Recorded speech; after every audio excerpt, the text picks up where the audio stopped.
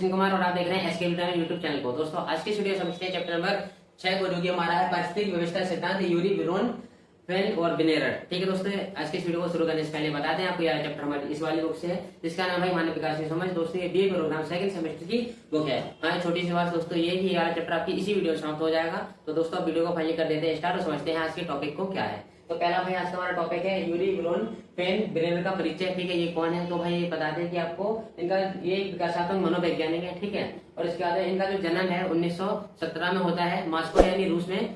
और इसके बाद में 6 वर्ष की आयु में इनका जो पूरा परिवार है ये अमेरिका में शिफ्ट हो जाता है हमेशा रहने के लिए। और इनका जो संगीत में मनोवैज्ञानिक में इन्होंने स्नातक ये कर लेते हैं और उसके बाद में हार्वर्ड यूनिवर्सिटी से अपना परा स्नातक करते हैं। ठीक है, यानी अपनी मास्टर डिग्री। और पहला इनका जो शोध कार्य भाई आता है 1942 ईस्वी में आ जाता है। और इनका जो ये यहाँ पर जो पहला जो इनका शोध कार्य है वो ये करते हैं भाई मिशिगन यूनिवर्सिटी से। ठीक है, इसके बाद ये क्या करते हैं, इसके बाद ये अमेरिकी जो आर्मी है, जो अमेरिका में जो आर्मी है वहाँ पर ये साइकोलॉजिस्ट का काम करते हैं उस आर्मी के बीच में। ठीक है, 1948 में ये सहायक प्रोफेसर के रूप में मिशिगन यूनिवर्सिटी में इन्होंने काम करा अध्यापन का। ठीक है, ये वहाँ पर पढ़ाते थे एज असिस्टेंट प्रोफेसर के रूप में। ठीक है, जेम्स कैटल इनको अवार्ड से सम्मानित भी किया गया और भी इनको कई सारे अवार्ड मिलते हैं। ठीक है, 2005 में न्यूयॉर्क सिटी में इनका देहांत हो जाता है। ठीक है दोस्तों, जो इन्होंने कुछ बुक भी लिखी है तो उनको भी जान लेते हैं। तो इनके द्वारा जो बुक लिखी जाती है उनका नाम है इकोलॉजी ह्यूमन डेवलपमेंट, इनकी पहली बुक। उसके बाद बर्ड्स ऑफ चाइल्डहुड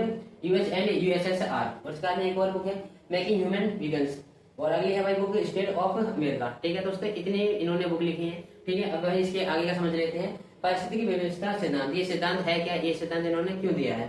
तो देखो यह सिद्धांत बताता है कि बच्चे का विकास केवल उसके व्यक्तिगत गुणों से नहीं होता है, बल्कि जो भी उसके आसपास की सोसाइटी है वहां से भी उसके व्यक्तित्व गुणों का भी विकास होता है। जैसे कि यहाँ पर इन्होंने बताया, बल्कि उसके चारों ओर वातावरण और सामाजिक संबंधों से भी बच्चा प्रभावित होता है, वहां से उसका भी विकास होता है। जैसे कि जो भाषा है, हमारी भाषा हम कहाँ से सीखते हैं? जन्मजात तो सीखते नहीं है। ठीक है, हमको बोलना नहीं आता है तो हमको अपने सोसाइटी से सीखते हैं। ठीक है, आसपास के लोगों से सीखते हैं।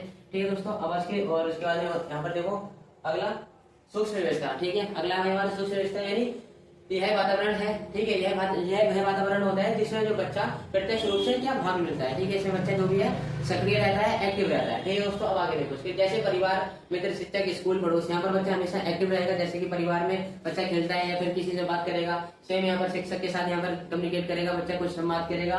इसको स्कूल पड़ोस, यहाँ पर जब बच्चे स्कूल में रहते हैं तब भी वहाँ पर आपस में खेलते हैं, चीजों को समझते हैं, एक दूसरे की मदद करते हैं, सहयोग करते हैं। पड़ोस के विषय में ये सारी चीजें होती है। यहाँ पर देखो जो ये सूक्ष्म व्यवस्था का जो एक और टॉपिक है, सीधा प्रभाव यहाँ पर पड़ता है। जैसे कि माता पिता का प्यार, अगर माता पिता बच्चे को प्यार कर रहे हैं, माता पिता बच्चे पर गुस्सा दिखा रहे हैं, तो उसका जो भी प्रभाव है, इफेक्ट है, सीधा प्रत्यक्ष रूप से एकदम दिखाई देता है। ठीक है, और इसके बाद में उपेक्षा, अगर बच्चे की अगर उन्होंने उपेक्षा की, ठीक है, या बच्चे की उन्होंने आलोचना की, ठीक है, बच्चे को बुरा है भला जो भी उनके बच्चे के साथ किया, तो उसको प्रत्यक्ष रूप से यहाँ पर दिखाई देता है।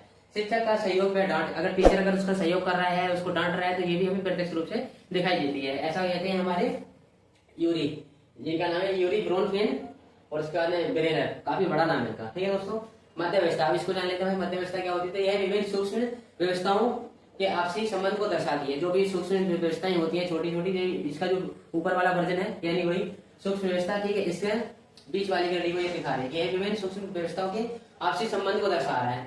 ठीक है दोस्तों, देखो जैसे घर और स्कूल का संबंध, माता पिता और शिक्षक का संवाद। ठीक है, यहाँ पर बच्चे को भी हमने ऊपर समझा कि किस तरह से बच्चा इन्वॉल्व होता है सभी एक्टिविटीज में। अब यहाँ पर यदि परिवार और विद्यालय दोनों एक दूसरे से सहयोगी हैं तो बच्चा बेहतर सीखेगा। अगर बच्चे के लिए परिवार भी बढ़िया अगर उसको मिल जाता है, उसका स्कूल भी उसका बढ़िया मिल जाता है, आसपास की सोसाइटी अच्छी मिल जाती है, तो जो बच्चे का जो विकास का लेवल है, जो बच्चे की वृद्धि का लेवल है, वो काफी तेजी से ग्रो करेगा। ठीक है दोस्तों, अब अगर इसके आगे का जानते हैं भाव व्यवस्था, ये यानी बाहरी व्यवस्था होती है। इसमें सभी सामाजिक व्यवस्थाएं आती है। ठीक है, समाज हमारा क्या है? बाहरी है। जो हमारी पहली चीज है वो क्या है? हमारा प्राथमिक यानी हमारा परिवार है।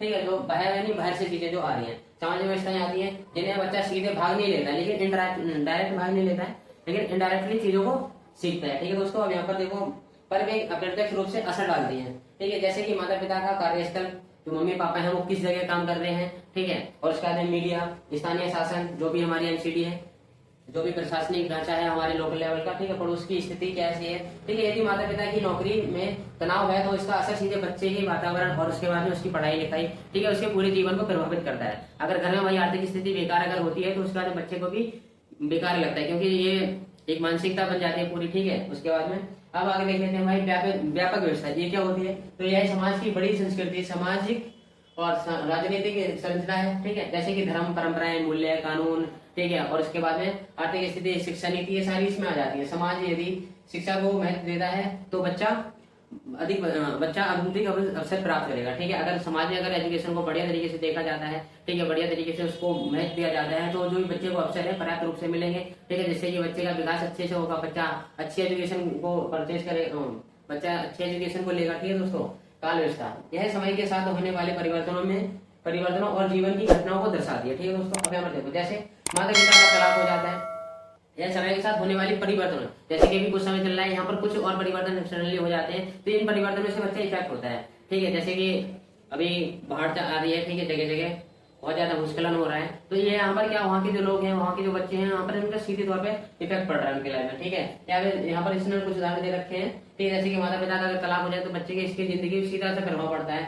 नौकरी बदलना, ठीक है, अगर जब भी हम नौकरी एक जगह से दूसरी जगह शिफ्ट करते हैं तो यहाँ पर भी हमारे जीवन में सीधा प्रत्यक्ष रूप से प्रभाव पड़ता है। तकनीकी विकास, अगर तकनीकी का विकास तेजी से होता है, ठीक है, जो हमारे स्किल्स है वो अगर टाइम टू टाइम अगर नहीं अपग्रेड हो पाती है तो उसके तो हमें दिक्कत हो जाती है। सामाजिक परिवर्तन से भी इशू हो जाता है। उदाहरण के लिए जैसे इंटरनेट और मोबाइल ने बच्चों के विकास की दिशा बदल दी, ठीक है। बच्चे आजकल क्या है कि पूरे दिन मोबाइल ऐसे पकड़ लेंगे और चटर पटर खेलते रहते हैं हमेशा, फ्री फायर, बीजीएमआई वगैरह, ठीक है, तो ऐसे पूरी दिशा बदल दी। हालांकि मोबाइल का सही यूज किया जाए तो काफी अच्छा यूज है, ठीक है, आप उससे ई लर्निंग कर सकते हैं, जिस तरह की अभी आप लोग पढ़ रहे हैं, ठीक है। देखो यहाँ पर इसका शैक्षिक महत्व क्या है, ठीक है, इस सिद्धांत का, तो समग्र शिक्षा की समझ यहाँ पर हमें हो जाती है, ठीक है। परिवार और विद्यालय का सहयोग यहाँ पर हमें मिल जाता है, और इसके बाद सामाजिक और आर्थिक पृष्ठभूमि की पहचान भी हमें हो जाती है बढ़िया तरीके से। समावेशी शिक्षा, अलग अलग प्रदेश से बच्चे आते हैं, सभी एक साथ मिलकर के पढ़ते हैं, साथ रहते हैं, सहयोग करते हैं, एक दूसरे की पीछे सहयोग की भावना का विकास होता है, ठीक है। अभी हमें देखो समय और बदलाव का महत्व, जो भी समय है बदलाव उसमें आते रहते हैं, समय के महत्व को समझते हैं और आगे बढ़ते हैं। नीति निर्माण में ये योगदान देता है, ठीक है दोस्तों।